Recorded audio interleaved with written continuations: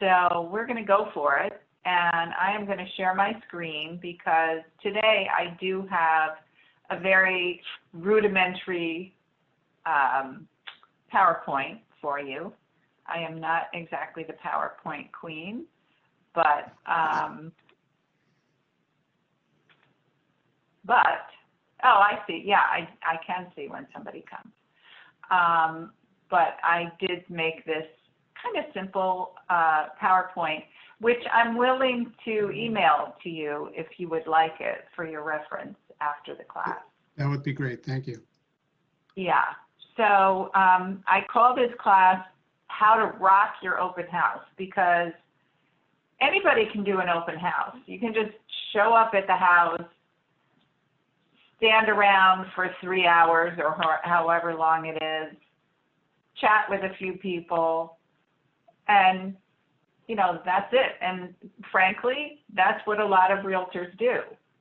But what we're here to teach you today is, if you're going to be there for 2 or 3 hours, why not maximize your potential to get business, to possibly sell the house that you're in, as well as pick up new clients, whether they be buyers or sellers. Because as I explained to you the other day, it's not uncommon for people who are thinking of selling to go to open houses to check out, like, how does this realtor handle himself or herself? And, what kind of materials do they have? Do they seem to be knowledgeable about my town? So you want to really dazzle every person that you meet, and think of it as that you're potentially being interviewed for a job. I once had one of our realtors who was in your shoes, fairly new, had done a couple open houses, and she said to me, "Sally, I must be doing something wrong. I'm going to these open houses, I'm talking with the people who come in, I feel like by the time they leave, we have a great rapport, but then when I try to follow up with them, I never hear back." And my answer to her was this: those same people that you had the rapport with probably went to at least 2, 3, 4, maybe even 5 other open houses. And guess what? Realtors are a friendly bunch for the most part. Probably every other realtor had good rapport with them, had a nice conversation. But what you need to do is you've got to stand out from that crowd. You've got to show them that working with you is going to give them something extra. And that's how you're going to build your business and grow your business from open houses. So that's what we're here to talk about today. Oh, one more person to come in. Okay. All right. So first of all, we're going to talk about if it's your listing. So if the open house is for your own listing, you need to have a conversation with your sellers. First of all, of course, you have discussed with them if they're okay with you having an open house on the particular day. You always want to clear it with them. But then you have to tell them, we're kind of a team here, and I'm going to do everything in my power to get your home sold, but I need your help from your end with a couple of things. So number one, and this seems so basic, but you would be surprised, the house needs to be really clean. And the lights should be on, even if it's sunny. Let me ask you this. Today is a dreary day. If you walk into somebody's house, and let's say you've never been to that house, and the lights are not on, doesn't it give you kind of a creepy feeling when you walk into a place and it's kind of a little darkish? And people like light. As human beings, we like light. And so for a house to show to its best advantage, you want to turn on the lights. And as I put in parentheses, even if it's sunny, like you might think, oh, well, I don't really need the lights. But you never know if in the middle of your open house it's going to get cloudy, or as we get into the winter, by the end of your open house, it will be dark or certainly getting dark. So just have all the lights on, or ask the seller to turn them on, or you turn them on. And then you should also ask the seller, when I'm done with the open house, do you prefer that I leave the lights on, or do you want me to go around and turn them all off? So that's something you can work out with the seller. If it's cold and there's a fireplace, ask the sellers if they would mind putting a fire in the fireplace. Or if they have a gas fireplace, even easier, just ask them, where's the switch, or how do you turn it on? Some turn on with a key, some turn on with a switch. This is a big one, number 5. If they have pets, really, especially dogs should not be in the house. I don't care how wonderful their dog is, how loving their dog is, how much their dog loves people.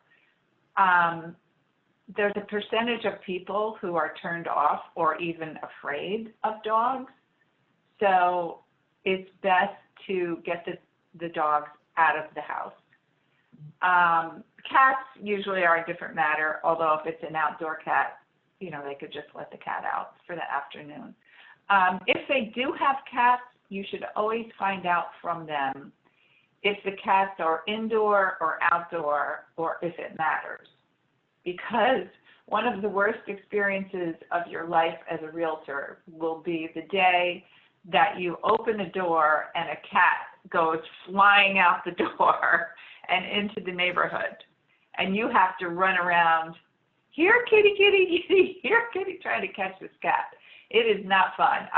I've been there and I've done that, unfortunately. So be careful about that. And if they have cats, ask them to please make sure that the litter box has been cleaned out right before the open house.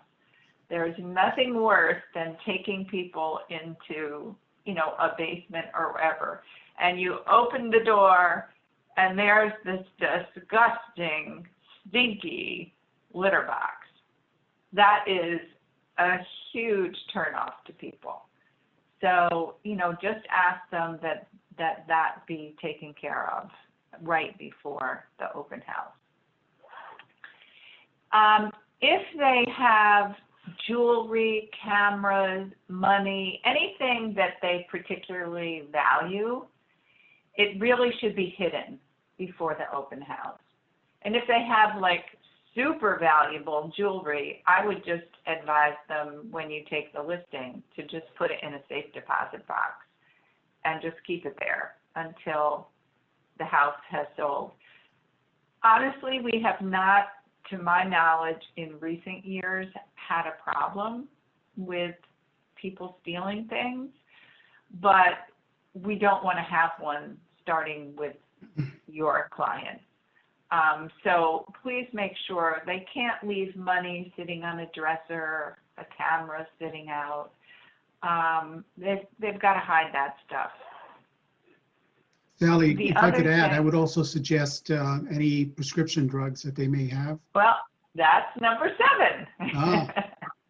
Drugs should be locked up and out of sight. Sad to say, this is the one thing that has happened in recent years as drug use has increased. We have had people come in to see a house, well, supposedly to see a house, but really they're looking for drugs. And they'll ask, could I use the bathroom? And the next thing you know, they're rifling through the medicine cabinets to see if there's any drugs in there. So any drugs should be locked up or out of sight. Ask them if it's okay if you play music. Of course, these days you can play music right from your phone if you wish, but if they have some kind of a sound system, it's always nice if you have just some unobtrusive kind of music playing in the background. This is not the time to play heavy metal blasting out of the speakers. again, these are things if it's your listing.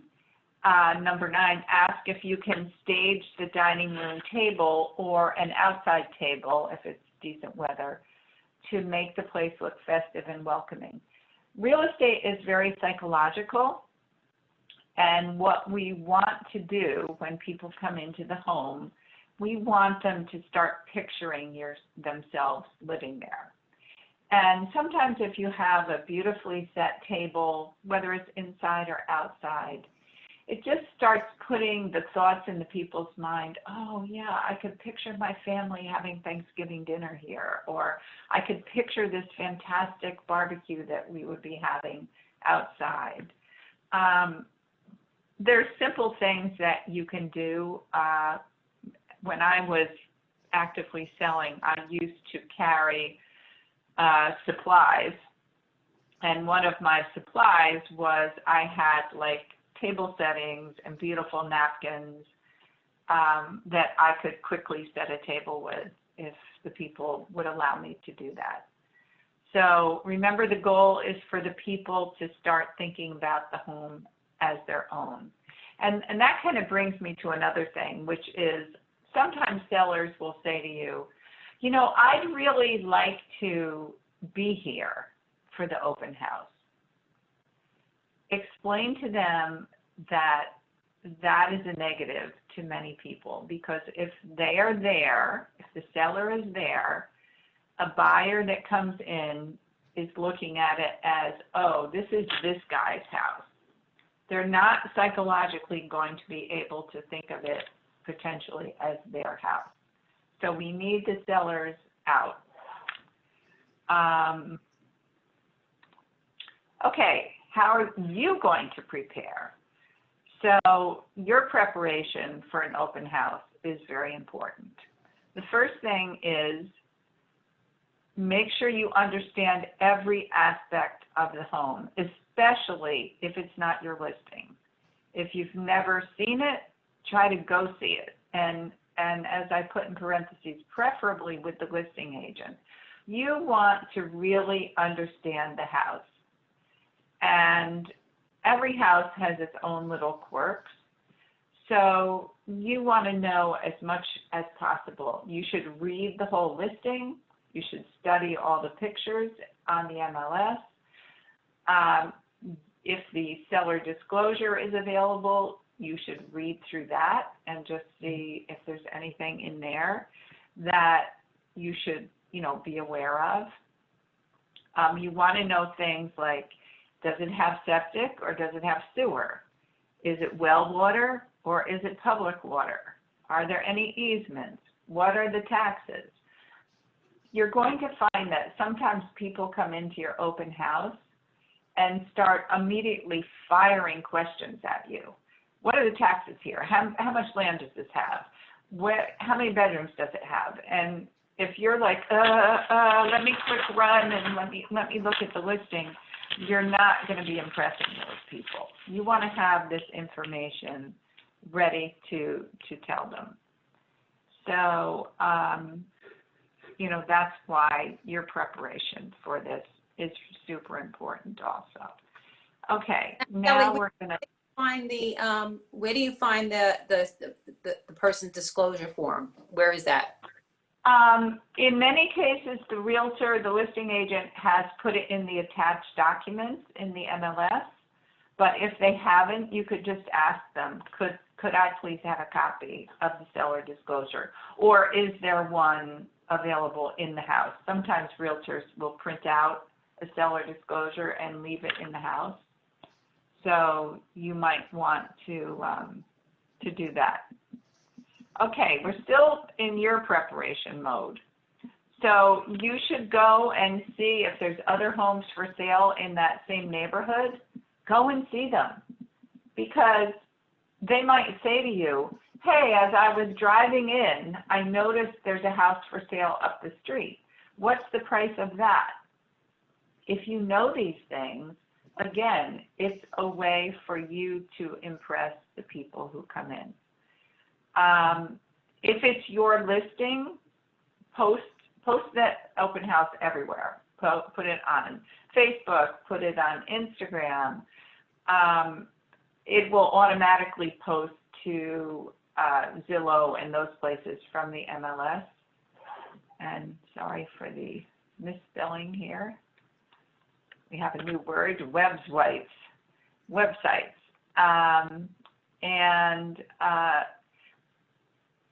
You know, when you post an open house on a website, this is almost like a little pet peeve of mine. Most realtors put a picture of the front of the house and they say something like, come visit me at my open house this weekend, and they'll say what time it is. And that's fine, it's better than nothing, but quite frankly, that's what most realtors say, and that becomes almost like white noise. What you want to do is be a little more creative. So, for example, tomorrow or this weekend, I think it's going to be a little cooler than it's been. So maybe if one of the photos is of the fireplace, you might want to post that and say, oh, I sure hope I can cozy up by this fireplace while I'm doing the open house this weekend at 123 Main Street. Or maybe there's a pool and it's summertime. You can post a picture of the pool as your picture and say, I don't know, I just may have to jump in when I'm doing my open house at 123 Main Street. You know, make it kind of fun. Make it more memorable than just, I'm doing an open house, come visit me. Try to be creative. Again, all these things are to set you apart. Number 5 is a biggie. Find out if there's any rules about where you can post directional signs. Because in some towns, you're not allowed to use them at all. Wyckoff, for example, you are not allowed to put out a directional signs pointing to your open house. So different towns have different rules. Just call the town where you're doing the open house and ask them what are their rules about realtors doing open houses. If you're not familiar with the town, you should make it your business to learn at least some basic knowledge about the town. How many elementary schools are in that town? Where are they? Where do people go shopping? Is there a grocery store in the town? Is there a hospital in the town? If not, where's the closest one? How do people commute into the city? That's a biggie. A lot of people will say, you know, is this near the bus? Is there a train that leaves from this town? You want to have the answers to those questions. Or you want to be prepared to say, you know, I'm not really sure about that, but I'm going to get back to you later. And then the second that open house is over, you research that question and get back to them as quickly as you possibly can.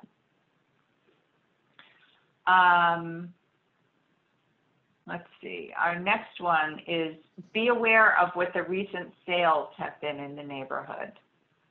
So if you're aware that a couple other homes have sold around the house you're doing, you want to know that. Roddy, I was happy to see you have your flyer ready. You're good to go. Yep. And you want to make sure that your information is on it. If you're doing an open house for someone else, you can print up a flyer with your own name on it. You can use a customer copy from the MLS, which will automatically put your name and your picture at the bottom. I'm just showing the other folks here. Yeah, that's great. That's great. You should have some kind of register for people to sign in. Now, in these COVID times, we now have the COVID open house sign-in sheet. So it really serves two purposes, right? It's the COVID waiver as well as a sign-in. So make sure, open houses have been busy lately, make sure you have several pages of that COVID waiver, because I believe you can fit 7 names on each page, but we've had open houses with 40 people, 40 groups coming through. So you want to make sure that you have enough that you don't run out. Also, good to know if any other homes in the neighborhood are having an open house. So that you can find out from New Jersey MLS. That's easy to do. You just do a search for open houses. And then we're still preparing. We haven't even gotten to the open house yet. You're going to call or door knock at least 25 homes in the area to let them know about the open house. So if you're going to call, there is I don't know if it's an app, but there's something available to you on New Jersey MLS called Remine. And Remine will give you phone numbers of people. So pick, 25 homes around the home you're going to be doing the open house for. And just give a quick call and say, hi, it's Sally Ponchak from Keller Williams. Just want to let you know I'm going to be doing an open house on Sunday from 1 to 4 at 123 Main Street, your neighbor's house. And I would love to invite you to come or to send any friends, relatives, or coworkers who might want to live in your neighborhood. People are often very proud of their neighborhood and would love to have people that they know and like living in their same neighborhood, so they can be advocates for you. There are some realtors who get annoyed when a neighbor comes to an open house. They feel like, oh, they're just nosy, they're wasting my time. Do not have that attitude. Welcome them, because they may be coming to see you because they're thinking of selling their house and they're checking you out. So always be very gracious to them, just as gracious to them as you are to everyone else.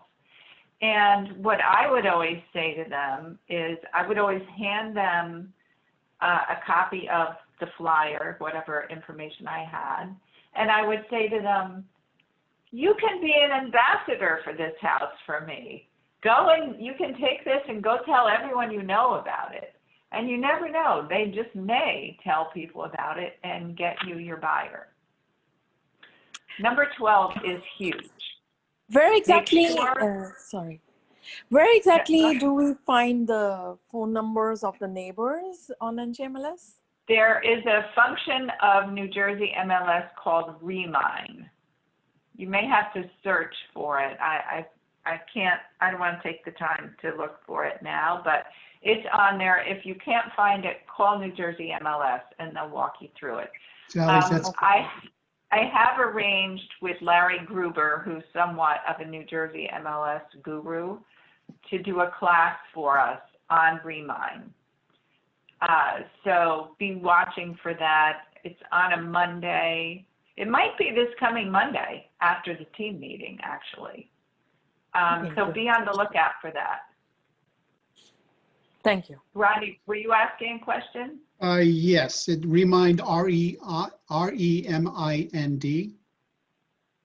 No, MINE, like mine, like a gold mine. I have a quick question. Roddy Thank just you. shared his document of the NJMLS, and he put his name and his picture and information underneath the thing. Well, if you print out a customer copy, New Jersey MLS will automatically put your name and your picture on it. So we don't have to enter our information in, because this is not my listing. This is actually, I'm doing the open house with someone else. So Right, but if you print out the customer copy, it'll Okay. have your picture and your information on it. Oh, okay, perfect. Thank you. Yeah. Thank you. Yeah, no problem. So number 12, make sure you are on time. And on time for an open house means getting there at least 20 minutes before it starts. Why? Because you want to have the time to walk around the house, kind of refamiliarize yourself with it. Check out where are all the doors, because you have to consider safety. And if you found yourself in an uncomfortable situation, you need to know where your exits are That sounds, I don't mean to scare you, but we have to be smart about safety when we're doing an open house, since we're inviting anyone who wants to come in to come in. And you want to make sure the lights are on. Once in a while, you're going to go and realize the people who live in the house are slobs and they didn't make their beds. You may have to make a bed here or there. I've done dishes. I mean, there's no telling what you might have to do. Hopefully nothing. Hopefully you've done a good job of telling them how to get ready for it. But it's just good to be there in advance. And often you will get someone who will show up a little bit early. So it's nice if you're there and ready to greet them. Be ready to give the basic information about the house, the taxes, number of bedrooms, bathrooms, the size of the property, which elementary school do the kids go to, what high school, how do you get into New York City from there. All those kind of things are important. And then be aware of the fact that open houses often run over. So you need to be prepared to stay a little bit beyond whatever the end time is. Invariably, if your open house goes to 4, somebody shows up at 5 of. I mean, you just have to figure that's going to happen.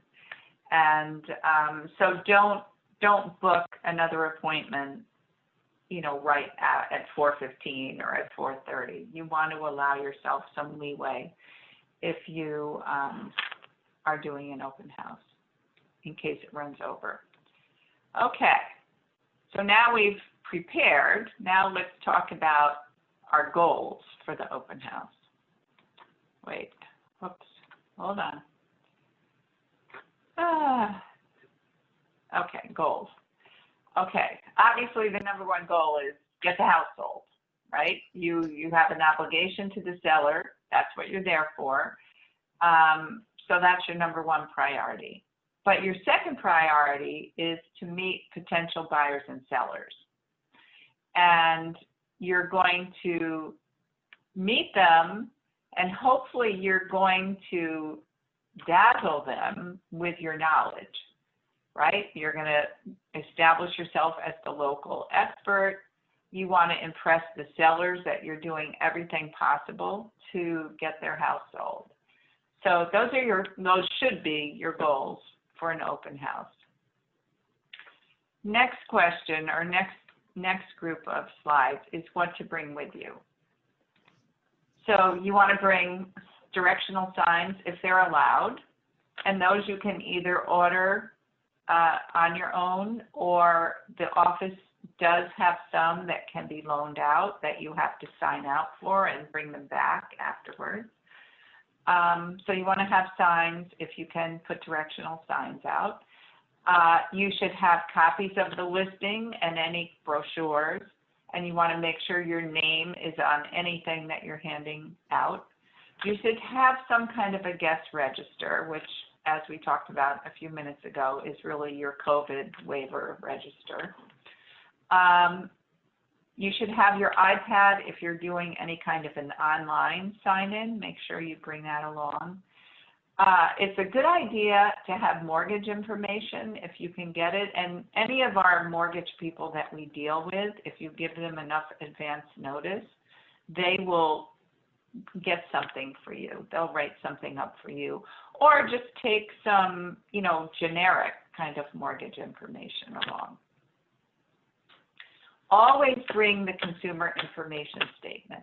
That's really important because if you remember what you learned in real estate school, we are supposed to give and discuss the consumer information statement to anyone we work with as soon as we start talking with any degree of detail about real estate.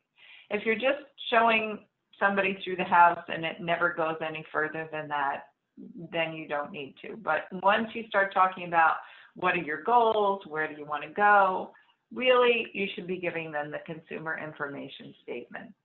What I used to do to cover myself when I was doing an open house when people came in, I would hand them the information about the house, and I would have a consumer information statement right with it. So everybody would at least walk out with one. Sally, I have a question. Yeah. If I'm doing an open house for someone else, do I need to keep in CIS, like it's not my house, which I'm selling, so I'll be just informing them about the listing agent, right? No, you're informing them about you because you're the person talking to them. Okay. So, Yeah. but it's not my listing. I still get to let them sign the CIS or give them the CIS? Yes. Yes. Okay. Because if you're the person talking to them, Okay. absolutely. Okay. Yeah. Great. Thank you. Okay, no problem. If you have anything you want to give away, you know, you had pens printed up with your name on it, or you have calendars or anything like that, make sure you bring it so you can hand it out. Make sure that your Supra app is updated so that when you get to the house, you'll be able to open the lockbox if there is one there. Bring along a bottle of water or a snack if you think you're going to need it. You are not allowed to help yourself to anything that the owners have in their refrigerator or their cupboards, unless they specifically say, we left you some cookies or something like that. If the house is vacant, you probably want to bring a folding chair along. You might want to consider to print up some kind of simple little card that just offers that you'll do a free market analysis for anybody who comes. That could put you in touch with potential sellers. So you want to think about that. Okay. What kind of card is that? Like just general, or do I write it behind? It could just be like a little flyer on a piece of paper, or if you want to have something printed, you know, professionally, postcard size, you Okay. could have something made. Great. Yeah. Thank you. Okay, so finally, we're getting to the open house actually happening. I know it's taken a while. So now what happens when a car pulls up? People are coming, or maybe they're walking over because they're neighbors. You want to greet everybody warmly, and you want to make sure you're smiling, but you don't want them to feel like you're ready to pounce on them.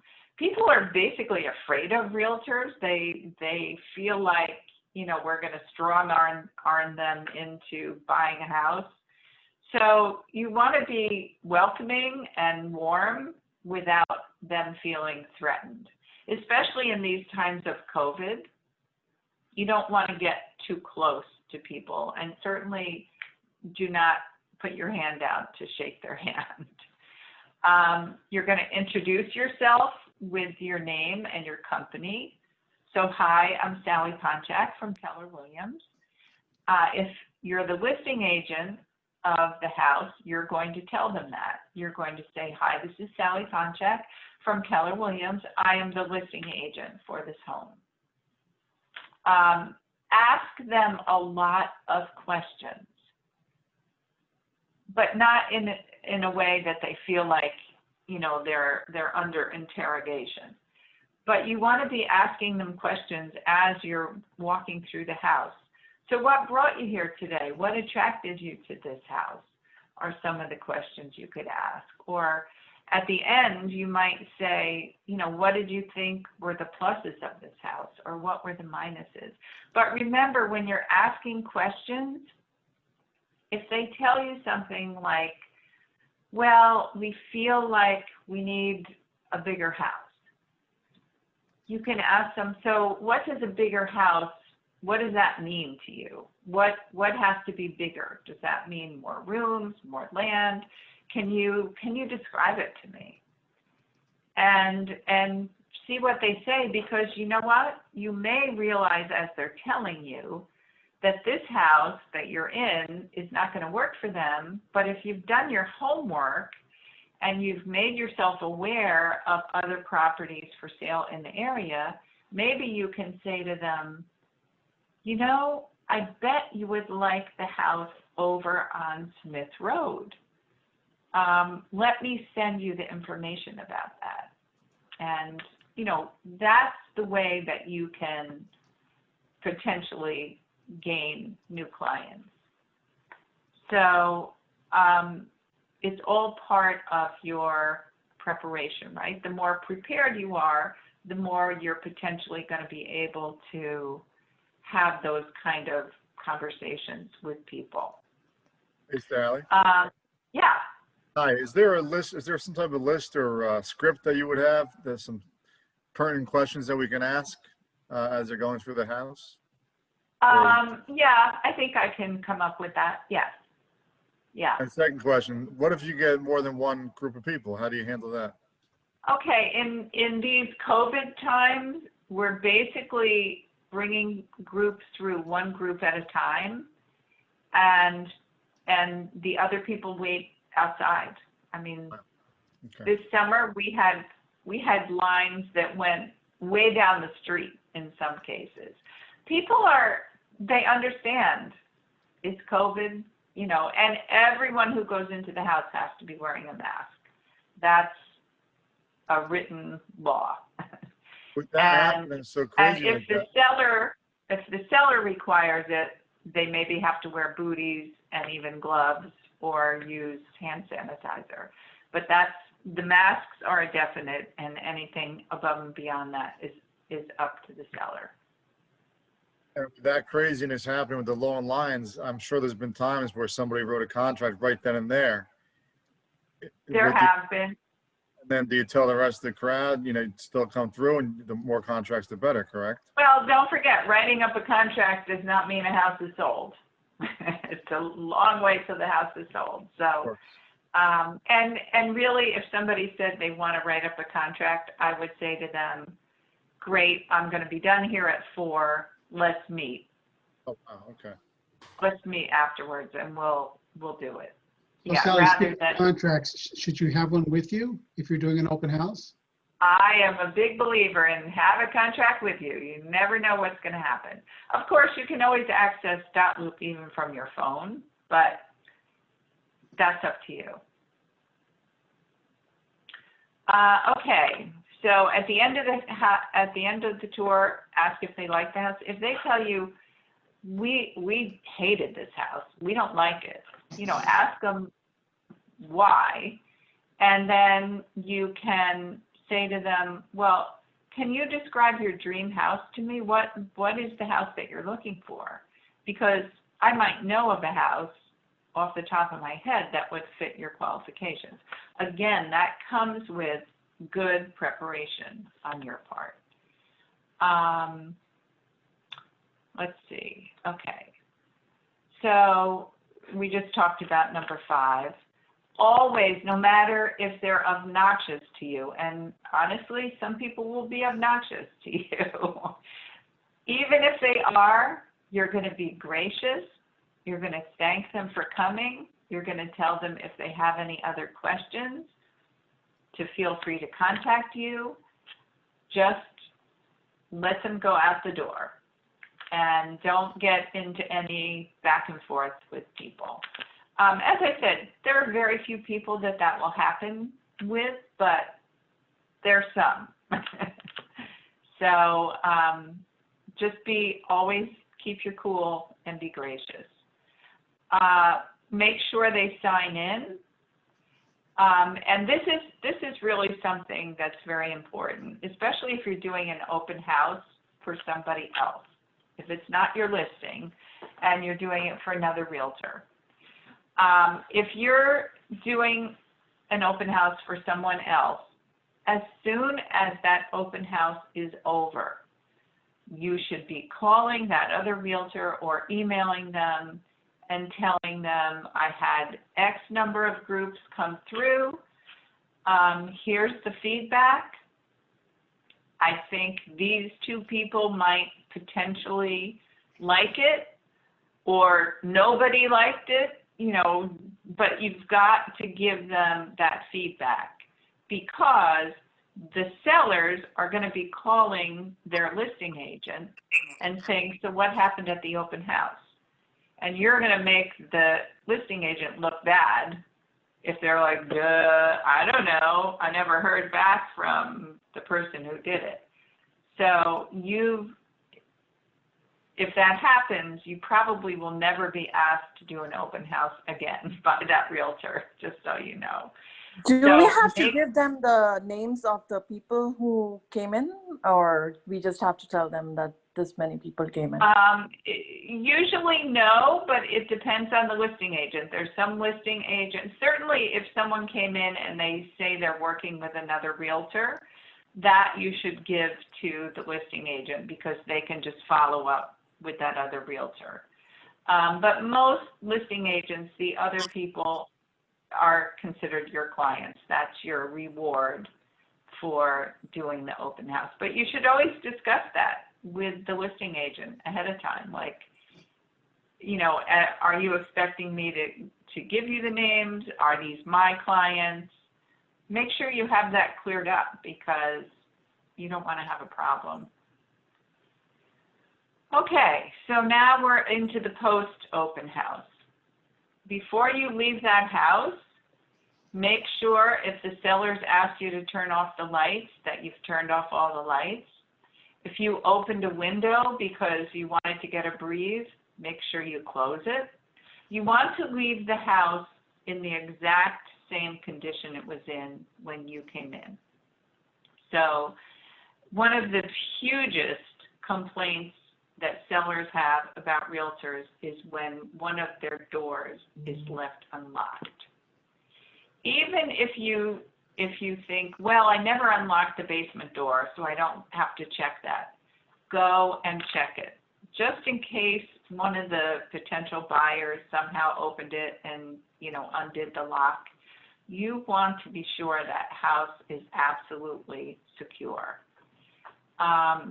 And like I said, if you opened a window, if it was stifling hot and you felt you had to turn on the air conditioning for a little while, turn it back off before you leave. You've got to leave the house in the same way that you found it. If the sellers come home before you've left, they're going to immediately say, how was the open house? You know, tell me all about it. You want to mostly leave that up to the listing agent to discuss with them, but you don't want to say, like, I can't tell you. So there's a middle ground in which you say, you know, we had X number of groups. There's some good feedback. You know, I think a few of the people liked it. I'm going to be reporting everything to your listing agent, and you will hear from your listing agent. They'll discuss it with you. Don't let them ask you, do you think the house is priced properly? If they ask you that question, which some of them will, your answer is going to be, you know what, so-and-so, the listing agent, is really the expert on your house. I think you should discuss it with them if you're concerned that your price is off. You never certainly want to say to homeowners, yeah, I think your price is too high. That makes the listing agent look bad. And you always have to put yourself in the other person's shoes. Would you want somebody to say that at one of your listings to your sellers and make you look bad? You wouldn't. So don't do it to anybody else. Let's see. I think we have one more. Yeah, we just talked about number 4. And then give the names of anyone who had agents, you know, who came in and said they were working with another realtor. Give those names to the listing agent, and then it's up to you to follow up with the other guests who don't have a realtor.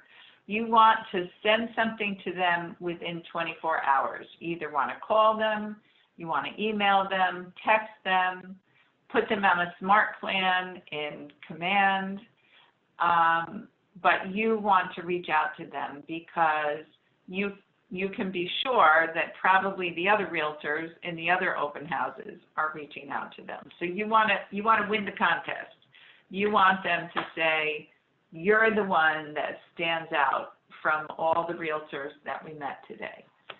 So I think if you do these things, you're going to be pretty happy to see that you're going to get business from the open house.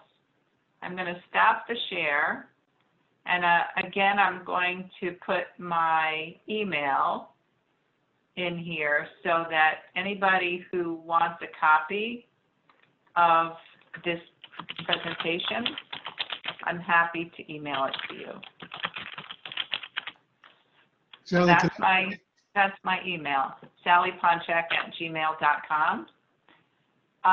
Does anybody have a question or a yes, comment? the COVID waiver, I've seen different ones. I've seen one where it was like a single sign, pretty much, not, but the one that looks like a log sheet is better. There's definitely. one, yeah, that only one buyer would sign at a time, but there's a special open house one. I will email it to you Okay, just to make sure that you have it, that that'd be great. has the COVID waiver, and then there's like 7 lines for people to That's sign. perfect. Thank you. Yeah. Also, Any Sally, other? also, Hi. hi, if you can forward us the script for the open house, like Lance was The asking. questions to ask? Yeah, I mean, Okay. I wrote Yeah. them down so quickly that I cannot read my own handwriting. I was Okay. like- but if we have Sure. it, at least we can, practice a little bit as new agents, So we That's know what great. to say. Of course. Okay. Anybody else have a question? All right. Well, I will be getting those things out to you. I won't be able to do it at all the rest of today. I have a bunch of things lined up that I have to do starting now. But over the weekend, I will send it to you. Okay? Thank you so much. Thank Sounds you good. all for coming. Thank you Thank so you, much, Sally. Sally. Thank you, Have Sally. a great weekend. Thank you. Okay. Bye-bye. Okay. Very helpful. Bye. Thank you.